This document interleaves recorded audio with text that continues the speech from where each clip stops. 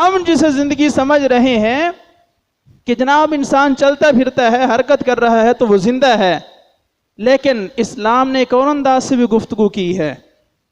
آپ نے قرآن پاک میں پڑھا ہوگا کہ اِنَّكَ لَا تُسْمِعُ الْمَوْتَى، کہ آپ اے حبیب کریم ان مردوں کو نہیں سنا سکتے۔ اِنَّكَ لَا تُسْمِعُ الْمَوْتَى، آپ ان مردوں کو نہیں سنا سکتے۔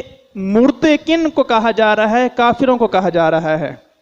حالانکہ کافر چل پھر رہے ہیں، دیکھ بھی رہے ہیں، اپنے کام کاج میں مصروف ہیں، لیکن اس کے باوجود فرمایا کہ اے حبیب آپ ان مرداروں کو نہیں سنا سکتے۔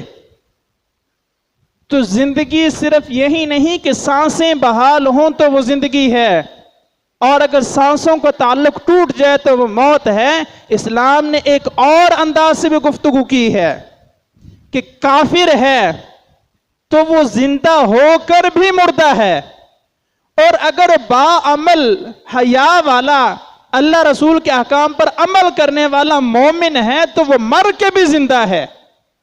قرآن کہتا ہے وَلَا تَقُولُوا لِمَنْ يُقْتَلُ فِي سَبِيلِ اللَّهِ أَمْوَاتٌ بَلْ أَحْيَاءٌ وَلَكِنْ لَا تَشْعُرُونَ، کہ اللہ کے راستے میں اللہ رسول کے احکام پر عمل کرتے ہوئے، کوئی جہاد کرتے ہوئے اللہ کے راستے میں فوت ہو جاتا ہے تو فرمایا کہ تم اس کو مردہ نہ کہو، بلکہ وہ تو زندہ ہے، لیکن تم اس کی زندگی کو سمجھنے کی صلاحیت ہی نہیں رکھتے، تم اس کی زندگی کو سمجھ ہی نہیں سکتے۔ تو کیا مطلب؟